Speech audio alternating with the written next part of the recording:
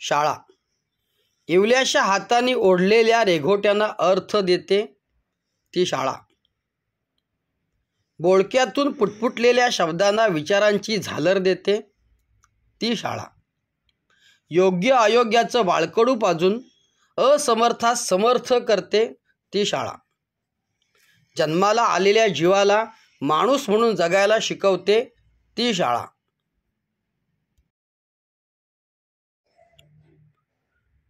शाळा म्हणजे जणू अमृताचा कुंभ, ज्यातून आम्ही संस्कार, ज्ञान आणि प्रेरणेचे अनमोल थेंब घेऊन मोठे झालो. या शाळेच्या प्रांगणातील प्रत्येक क्षण आजही माझ्या आठवणींच्या पाटीवर सुवर्णाक्षरांनी कोरला आहे.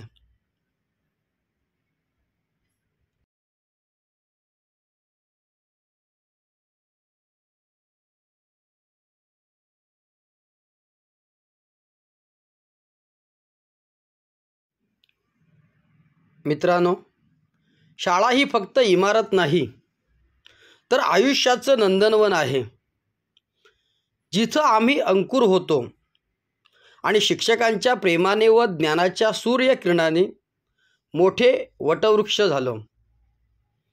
त्यांच्या शिकवणुकीचं अत्तर आजही माझ्या जीवनाच्या प्रत्येक क्षणाला सुगंधित करत आहे.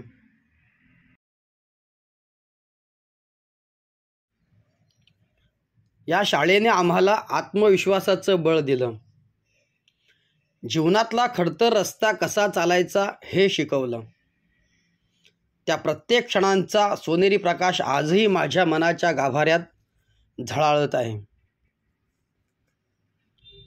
आज आम्ही जिथे उभे आहोत तिथे पोहोचण्यासाठी या शाळेने आम्हाला पंख दिले.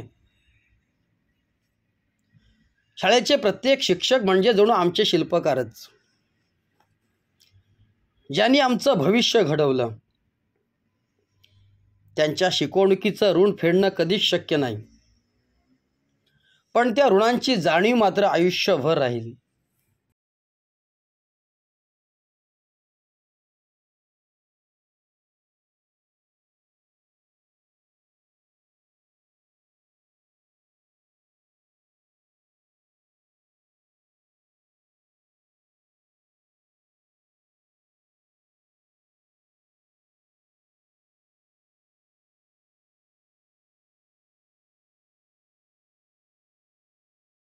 शाळा भरूया.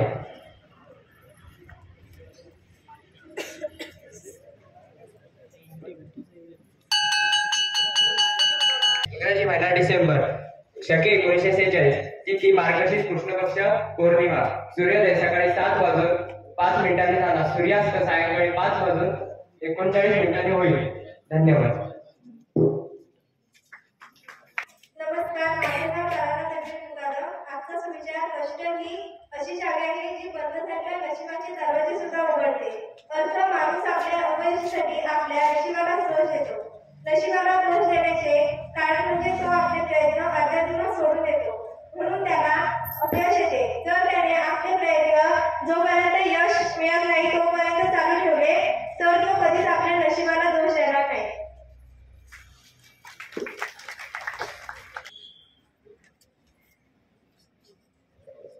माझे नाव शुभम संतोष कांबळे. आजची म्हण: योग्य ठिकाणी दान केल्याने फार मोठे पुण्य लाभते. अर्थी दान महापुण्य. माझे नाव स्नेहा जाधव. मी आज तुम्हाला कथा सांगणार आहे. माझ्या कथेचं नाव आहे आत्मबोध. एक चोर असतो जो चोरी करून लोकांना लुटून पैसे कमवतो आणि सगळ्या सुखसोयींचा अनुभव घेतो. त्याच्यानंतर काही दिवसांनी त्याचा शेवटचे क्षण जवळ येते. शेवटचे क्षण जवळ आल्यानंतर तो आपल्या मुलाला जवळ बोलवतो आणि त्याला सांगतो की आता जो आपला चोरीचा व्यवसाय आहे तो तुलाच पुढे न्यायचा आहे. तूच आता माझा वारस आहे आणि जर तुला ही चोरी करताना कधी कुणी पकडलं तर तुला हेच सांगायचं आहे की मी चोरी केलेली नाही. त्यानंतर तुला एक गोष्ट तुझ्या आयुष्यात करायचीच आहे आणि ती तू केलीच पाहिजे असं मला वाटतं. कधीही तू कोणतीही चांगली गोष्ट तुझ्या कानावर पडून द्यायची नाही. ती तुझ्या कानावर पडलीच नाही पाहिजे. त्यानंतर त्याचा मृत्यू आपल्या वडिलांनी सांगितल्याप्रमाणे अगदी तसंच तो त्याचा मुलगा आपल्या आयुष्याची वाटचाल करतो. त्यानंतर तो अशी चोरी करायला लागतो, लोकांना लुटायला लागतो. त्यानंतर पुढे जाऊन एका घरात जातो. तिथे तो चोरी करायला लागतो. रात्रीची वेळ असते, सगळी लोक झोपलेली असतात. मौल्यवान वस्तू असतील, पैसे असतील, दागदागिने असतील, ते सगळं तो चोरून एका बॅगेत भरून टाकतो. घरातल्या लोकांना संशय येतो की नक्कीच आपल्या घरात चोर शिरला. त्यानंतर ते पोलिसांना बोलवतात. पोलिसांना बोलवल्यानंतर चोर जी काही बॅग असेल ती डोक्यावर उचलून घेऊन पळतो. पोलिसही त्याच्या मागे पळू लागतात. पळत असताना त्याला असं वाटतं की आता काय करणार आहे, आपल्याला पोलीस पकडणार. मग तो काय करतो, तर आपल्या डोक्यावर जी जड झालेली बॅग असते ती तो एका शेतात फेकून देतो. पुढे तो धावत असतो, पोलिसही त्याच्या मागे धावत असतात. त्यानंतर त्याला पुढे एक मंदिर दिसतं. त्या मंदिरात एक महाराज कीर्तन सांगत असतात. कीर्तनाचा शेवटचा भाग सुरू असतो आणि शेवटचा भाग सुरू असताना तो चोर काय करतो, तर तिथे खूप गर्दी जमलेली असते. त्यामुळे त्या गर्दीत घुसून तो बसतो. बसल्याच्या नंतर तिथे ते महाराज कीर्तनाचा शेवटचा भाग सांगत असताना असं सांगत असतात की देव कसा ओळखायचा. तर ते 3 गोष्टी सांगतात. पहिली गोष्ट ही सांगतात की देव हा जमिनीपासून काही वर अंतरावर उभा असतो, त्याच्या डोळ्यांची उघडझाप होत नाही आणि त्याची सावली देखील पडत नाही. हे तो ऐकतो. त्याच्यानंतर त्याच्या असं लक्षात येतं, आपल्या वडिलांनी काय सांगितलं होतं की कधीही चांगल्या गोष्टी ऐकायच्या नाही. मग तो काय करतो, तर आपल्या हाताची 2 बोटं घेतो आणि आपल्या कानात घालून शांतपणे तिथे बसून जातो. कीर्तन संपतं, लोक आपल्या घरी निघून जातात. पोलिसही चोराला शोधून थकलेली असतात. सगळी गेल्याच्या नंतर मात्र हा चोर मात्र एकटाच तिथे खाली कानात बोटं घालून बसलेला असतो. पोलिसांना वाटतं लोक कशाला येतात मंदिरात, कीर्तनात काय सांगितलं जातं, तर चांगल्या गोष्टी सांगितल्या जातात. मग सगळी लोक तर चांगल्या गोष्टी ऐकायला आले आहेत, मग हा माणूस मात्र कानात बोटं घालून का बरं बसलाय, म्हणजे हाच चोर असं त्यांना वाटतं. ते त्यांना पकडतात आणि जेलमध्ये नेऊन टाकल्यानंतर त्याला मारहाण करतात, वेगवेगळे प्रयोग करतात जेणेकरून तो खरं बोला. पण त्याने त्यांच्या वडिलांनी जसं सांगितलेलं असतं की त्याचप्रमाणे सांगतो की मी चोरी केलेली नाही. अखेर पोलीस थकतात. शेवटी ज्या घरात चोरी झालेली असते ती बाई ती त्याला विचारते, पोलिसांना सांगते की मी एक प्रयोग करून बघू का, जेणेकरून तो खरं बोलेल. त्यानंतर ती बाई अगदी देवीसारखा साजशृंगार करते, पूर्ण देवीप्रमाणे तयार होते, डोक्यावर एक दिवा ठेवते आणि त्या चोराच्या समोर जाते, जिथे त्याला जेलमध्ये ठेवलेलं असतं. तो चोर मात्र शांतपणे तिथे कोपऱ्यात बसलेला असतो. देवी त्याच्या समोर जाते आणि त्याला म्हणते, उठ, मी देवी आहे. मी तुझ्या वडिलांना तुझ्या या चोरीच्या कामात नेहमीच साथ, नेहमीच तुम्ही जे काही केलं त्यात माझा हात आहे. पण जर तुला इथून सुखरूप बाहेर पडायचं असेल, तुझी या कष्टातून जर सुटका व्हावी असं तुला वाटत असेल, तर तू खरं बोलून टाक, जेणेकरून तू काय होशील, इथून सुखरूप बाहेर पडशील. मग चोरालाही खरं वाटायला लागतं की बाई बापरे, आता देवी आली, आता आपण काय करायला पाहिजे, खरं काय आहे ते बोलून टाकलं पाहिजे. पण नंतर त्याच्या लक्षात येतं की आपण जेव्हा देवळात लपलो होतो तेव्हा महाराजांनी आपल्याला 3 गोष्टी सांगितल्या होत्या. त्या कोणत्या, तर देव हा नेहमी जमिनीपासून काही वर अंतरावर उभा असतो, त्यानंतर त्याची सावली पडत नाही आणि त्याच्या डोळ्यांची उघडझाप येते. म्हणून तो लगेच त्या बाईच्या पायाशी पायाला, तर तिचे पाय हे जमिनीवर असतात, तिच्या डोळ्यांची उघडझापही होत असते आणि तिची सावली देखील पडलेली असते. हे पाहिल्यानंतर मात्र त्याच्या लक्षात येतं की हा काय आहे, पोलिसांनी मी खरं बोलावं यासाठी रचलेला एक सापळा आहे. मग तो त्या बाईला सुद्धा हेच सांगतो की मी चोरी केलेली नाही. शेवटी ती बाई हार मानते आणि पोलिसांना सांगते की खरंच हा खूप भला माणूस आहे आणि नक्कीच चोरी केलेली नसेल असं मला वाटतं. त्यानंतर पोलिसही म्हणतात की बाबा खरंच आता एवढं बोलते ही बाई, तर आपण ह्याला काय करूया, सोडून देऊया. नंतर त्याला ते सोडून देतात. चोरालाही वाटतं की बाबा काय, आपण फक्त आपल्या आयुष्यात 3 गोष्टी चांगल्या आहेत आणि त्या 3 गोष्टींचा आपण आपल्या आयुष्यात वापर केला. त्याने काय झालं, तर माझी इथून निर्दोष मुक्तता झाली, सन्मानपूर्वक मला इथून मुक्त केलं गेलं. जर मी अशाच गोष्टींचा, नेहमी चांगल्या गोष्टींचा माझ्या आयुष्यात वापर करत गेलो, त्या वाचत गेलो, ऐकत गेलो, तर माझा नक्कीच फायदा होईल. अशा दृष्टिकोनातून तो आपल्या उरलेल्या आयुष्याची वाटचाल करायला लागतो, चांगल्या गोष्टी ऐकायला लागतो, चांगल्या गोष्टी मनात आचरणात आणायला लागतो आणि त्यामुळे तो एक मोठा थोर संत होतो. आणि संत झाल्याच्या नंतर तो हे चांगले विचार जगभर पसरवायला सुरुवात करतो. अखेरीस काय होतं की तो एक चांगला संत बनतो, त्याचं आयुष्य समृद्ध होतं. या गोष्टीचं आपल्याला काय तात्पर्य मिळतं, जर आपण चांगल्या गोष्टी ऐकल्या, आत्मसात केल्या, तर मनुष्याचं जे काही आयुष्य आहे, जीवन आहे, ते सार्थकी लागेल आणि त्याचं आयुष्य समृद्ध होईल. धन्यवाद.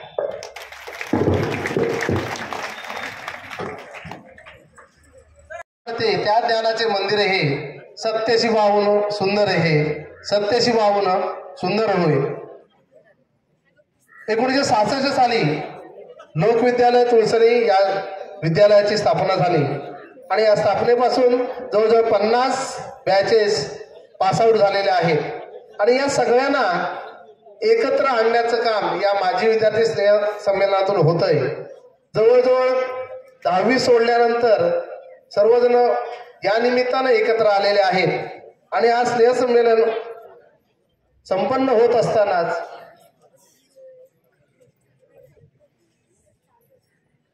आपल्या सर्वांनाच नक्कीच आनंद वाटतो की एवढ्या वर्षाने आपण सगळे एकत्र आलो आहोत आणि या स्नेह संमेलनाचे प्रास्ताविक करावं असे मी या माजी विद्यार्थी कार्यकारी समितीचे अध्यक्ष सन्माननीय जगन्नाथ सुर्वे यांना विनंती करतो.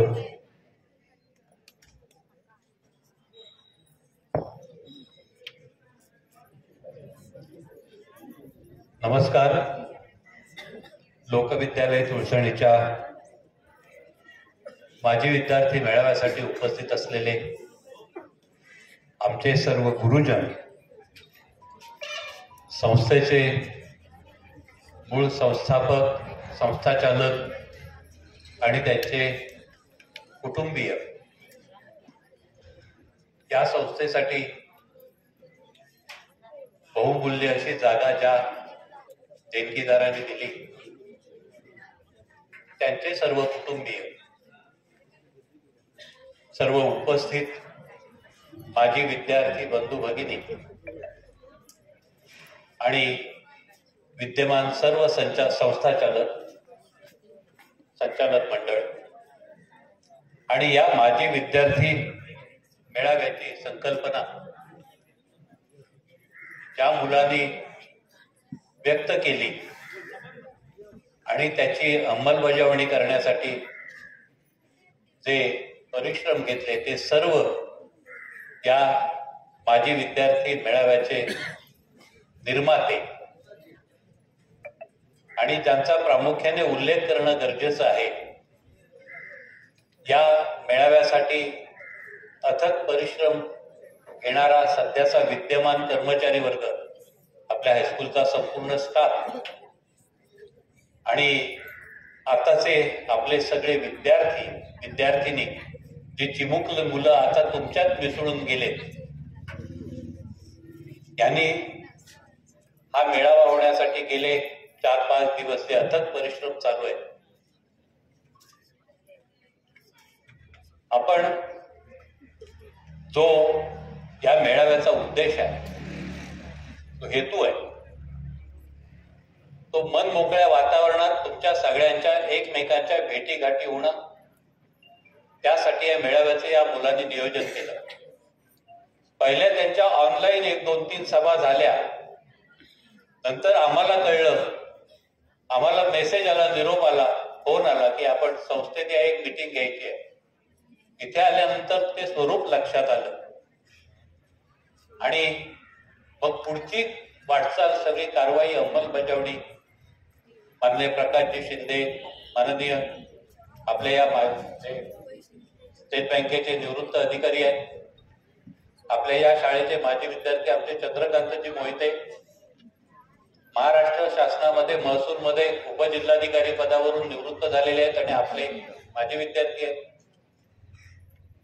या परिसरातील उत्तम बांधकाम व्यावसायिक, जेव्हा आमच्याकडे पैसे नव्हते, त्यांना माहित होतं यांच्या खात्यावर संस्थेकडे पैसे नाही आहेत, तरी सुद्धा ही जी दिमागदार इमारत तुम्हाला दिसते, त्या इमारतीचं कॉन्ट्रॅक्ट घेण्याचं धाडस ज्यांनी केलं आणि पैसे न मागता काम पूर्ण करत गेले, ते आमचे प्रकाशजी एकगरवाले.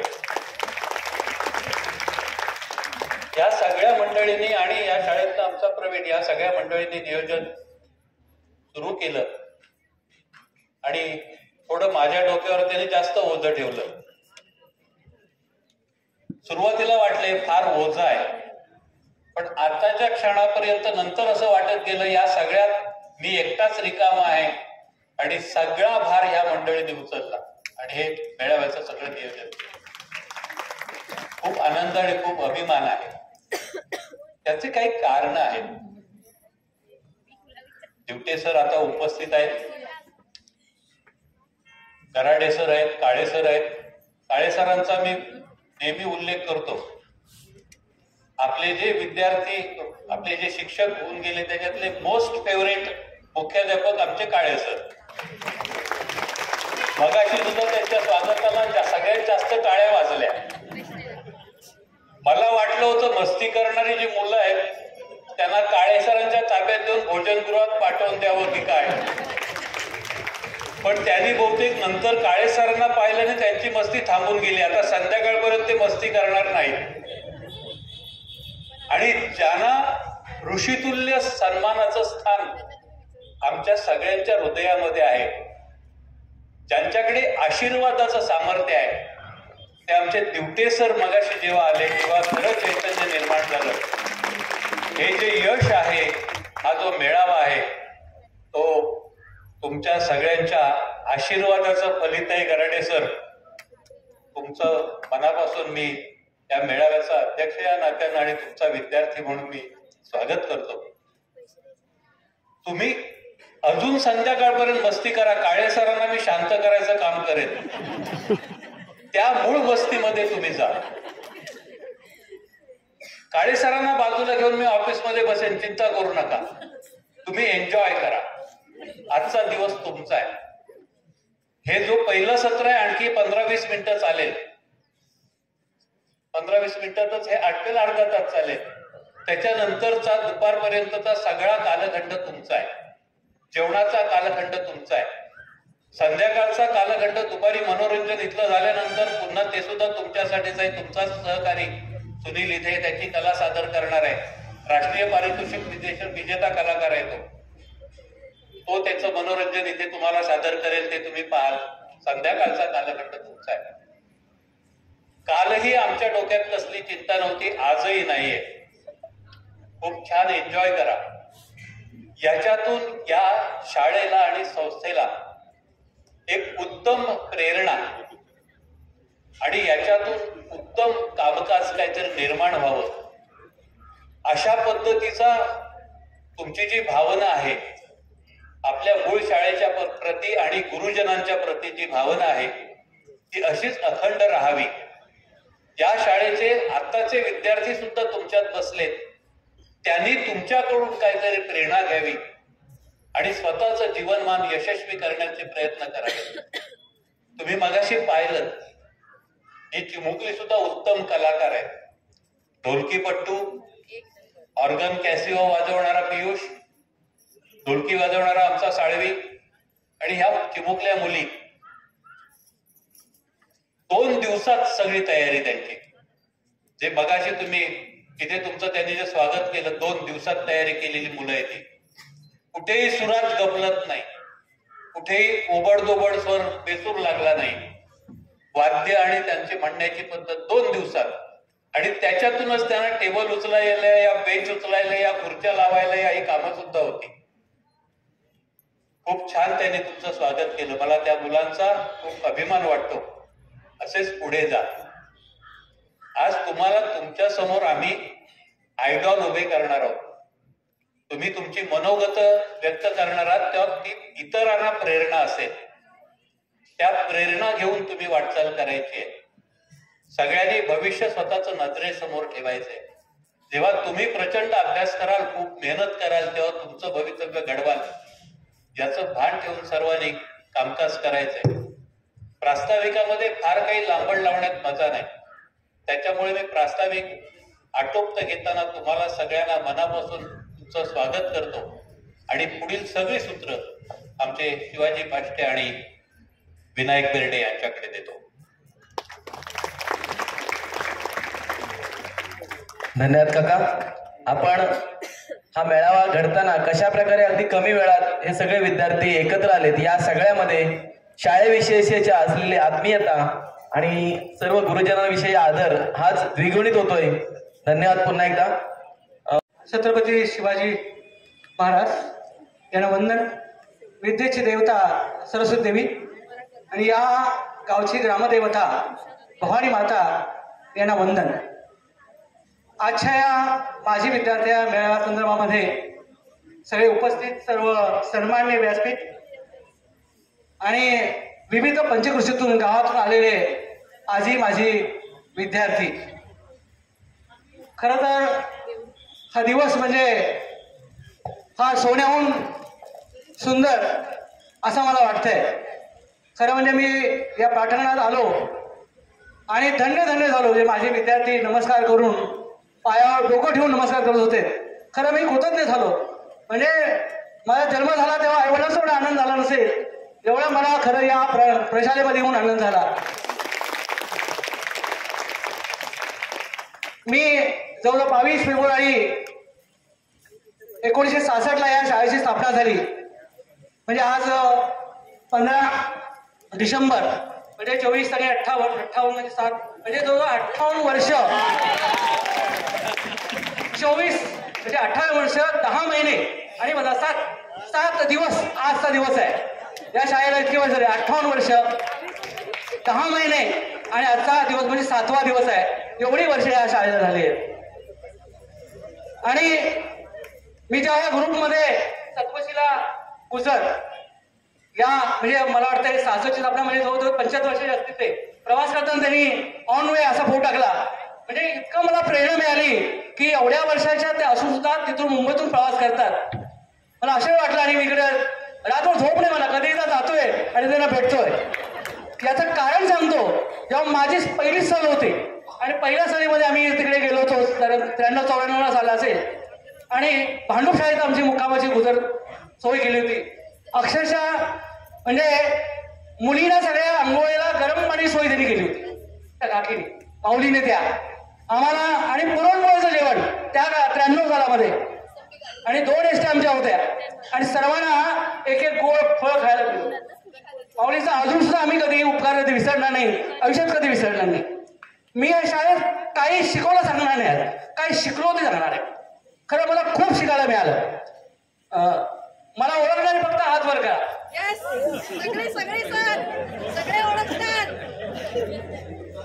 म्हणजे 100% सगळे विद्यार्थी मला ओळखतात. धन्य झालो की वर्षातून मला मी बहीण मानतो. मला विशेष वाटतं की मी शिक्षक असताना तिने जे राखी बांधली लग्न झाले मुलं झाली तरी सुद्धा अजून सुद्धा मला बहीण मानते राखी पाठवते. आणि तिचे वडील आता आले होते ते मला विचारायचे सर तुमची ताई घरी आलेली भेट कसं भेटू शकता. मग इतकं माझ्यावरती विद्यार्थ्यांनी प्रेम केलं. खरं म्हणजे मी विद्यार्थ्यांना प्रचंड मारलं.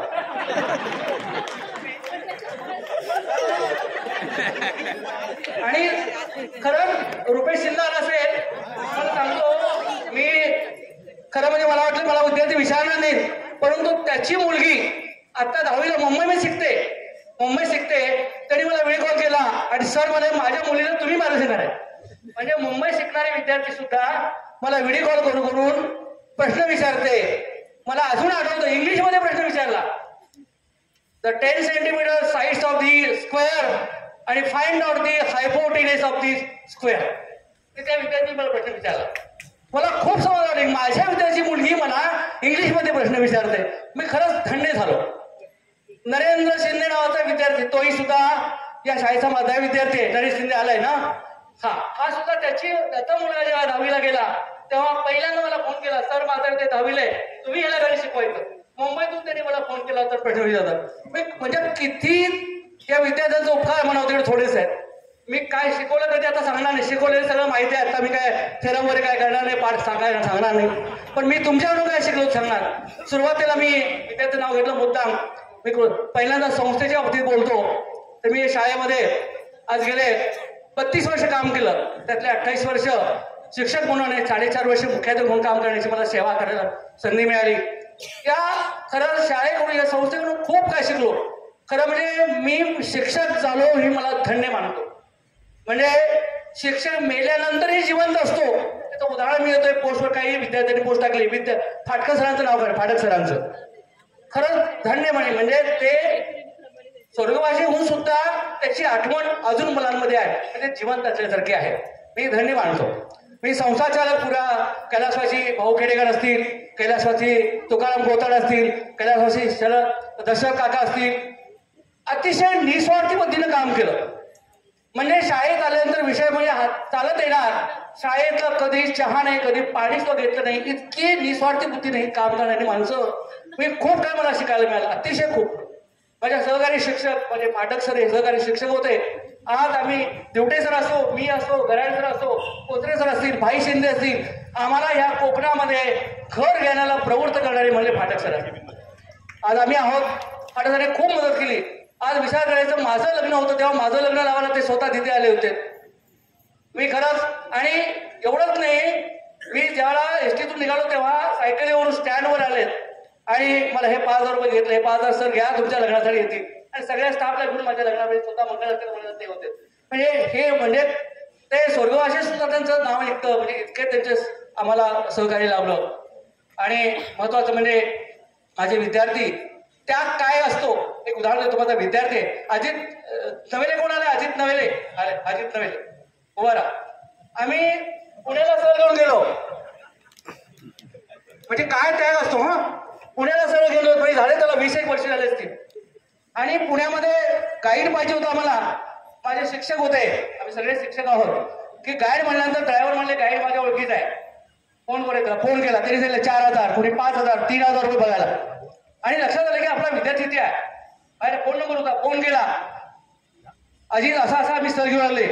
सर मला तुम्ही कुठे आहात? अरे म्हणून मला कुठं काय यायचं माहिती आहे. मला खाली उतरा पुण्यामध्ये आणि तिथे काय बोर्ड असेल ते फक्त नाव सांगा. आणि चौकात उभा राहिला. मी फोन त्याला केला आणि तिथे चौकात नाव घेतलं.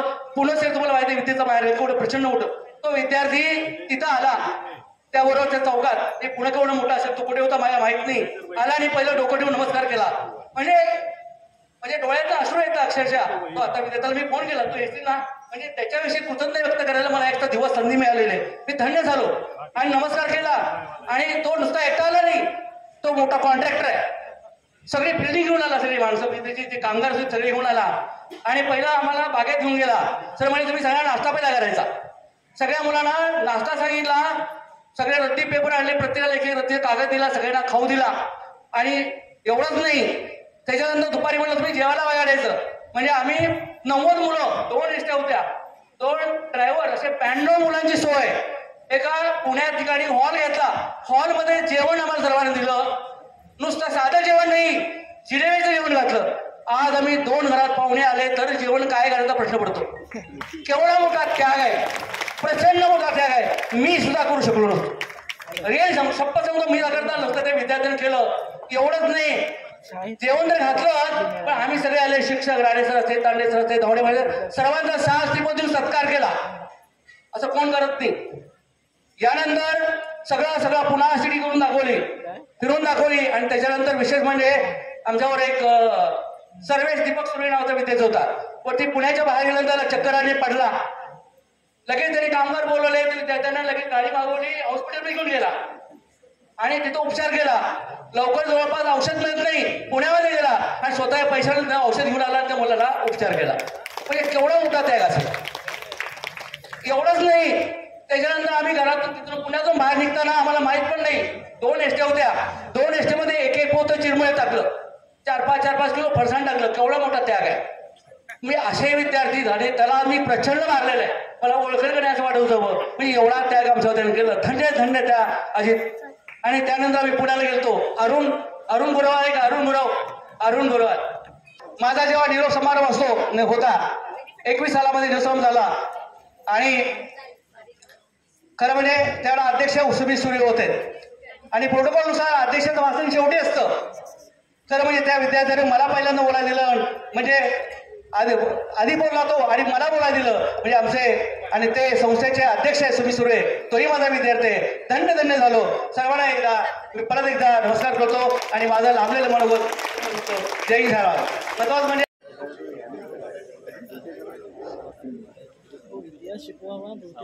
छत्रपती शिवाजी सार्वजनिक शिक्षण मंडळ उलसानी या संस्थेच्या मार्फत चालू असलेलं हे लोकविद्यालय उलसानी 1966 मध्ये त्याची निर्मिती केली. त्या ग्रामीण भागामध्ये माध्यमिक शिक्षणाची सोय नव्हती. अशा या 1966 मध्ये आंबगावचे सुपुत्र दत्ताजीराव कदम याने ही संस्था स्थापन केली. अण्णासाहेब सुर्वे आणि किरडुवेचे भाऊ खेडेकर यांच्या माध्यमातून पांगरी साहेब रघुनाथराव मुळे अशा काही मंडळींना बरोबर घेऊन ही संस्था स्थापन केली. मी अधिक काही बोलणार नाही, कारण मला संयोजकांनी अगोदर सांगितलेलं आहे. फार वेळ झालेला आहे. 2 ते 3 मिनिटांमध्ये आपण आपलं जे काय मनोगत आहे तो मनोगत व्यक्त करावं. सुरुवातीचा मुद्दा मी सांगतोय, कारण याचा बराचसा काळ मी बघितलेला आहे. ही शाळा केंबळ्याच्या घरामध्ये भरत होती. मला नेहमी भाऊ खेडेकर सांगायचे, केंबळ्याच्या घरामध्ये स्थापन झालेली ही संस्था, ही शाळा आज या घडीला दुमजली असणे आपल्याला पाहायला मिळते. ती कशी झाली, काय झाली, याच्या वर्णनामध्ये मी जाणार नाही. एक अत्यंत महत्त्वाची गोष्ट तुम्हाला मी सांगणार आहे, कारण ग्रामीण भागामध्ये असणारी काय शाळा आहे, शाळेचा जो काय गुणवत्ता आहे, ही गुणवत्ता फार चांगली असते असं नाही, असं बऱ्याच जणांचं मत असतं. 1976ला मी या शाळेमध्ये उपशिक्षक म्हणून लागलो आणि या शाळेची गुणवत्ता म्हणावी तशी नव्हती. किंबहुना महाराष्ट्र सरकारनं तत्कालीन परिस्थितीमध्ये आमच्या शाळेला मार्गदर्शन करण्यासाठी म्हणून देवरुख हायस्कूलच्या मुख्याध्यापकाची नेमणूक केलेली होती. नुकताच मी या शाळेमध्ये रुजू झालेलो होतो आणि ही गोष्ट मला फार खटकली. दुसऱ्या शाळेच्या शिक्षकांनी येऊन आम्हाला मार्गदर्शन करावं, मग आम्ही आमच्या शाळेचं भवितव्य घडवावं, ही गोष्ट मला खरोखर मनाला लागली. अर्थात मी असिस्टंट असल्यामुळे मला काय करता येत नव्हतं. तत्कालीन परिस्थिती मी माझ्या मुख्याध्यापकांना नेहमी सांगत असे की मला इंग्रजी विषय द्या शिकवायला, पण त्यांनी मला नाही दिला. ते स्वतः इंग्रजी म्हणजे मुख्याध्यापक पदावर असेपर्यंत मला त्यांनी इंग्रजी दिलं नाही.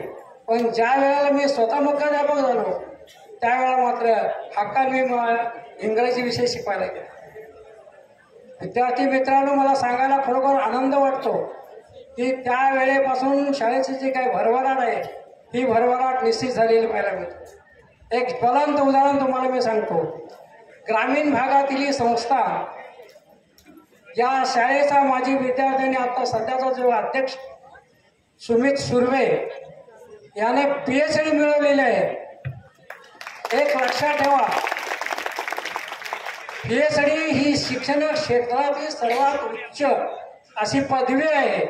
ही पदवी आत्मसात करणारा आमच्या या शाळेचा विद्यार्थी आहे, त्याचा मला फार मोठा अभिमान आहे. मी अभिमानानं सांगू शकेन की ग्रामीण भागातल्या असणारी काय शाळा देखील आपल्या शाळेतून PhD प्राप्त करू शकणारे विद्यार्थी निश्चित घडवू शकतात. हे या माझ्या शाळेचं ज्वलंत उदाहरण आहे आणि त्यामुळे या शाळेचा मला रास्त अभिमान आहे. या शाळेचा 26 वर्ष मुख्याध्यापक म्हणून काम करण्याची मला संधी मिळाली. आता त्या कालखंडामध्ये मला जे काय सांगायचं होतं ते तुम्हाला मी निश्चित सांगितलेलं आहे.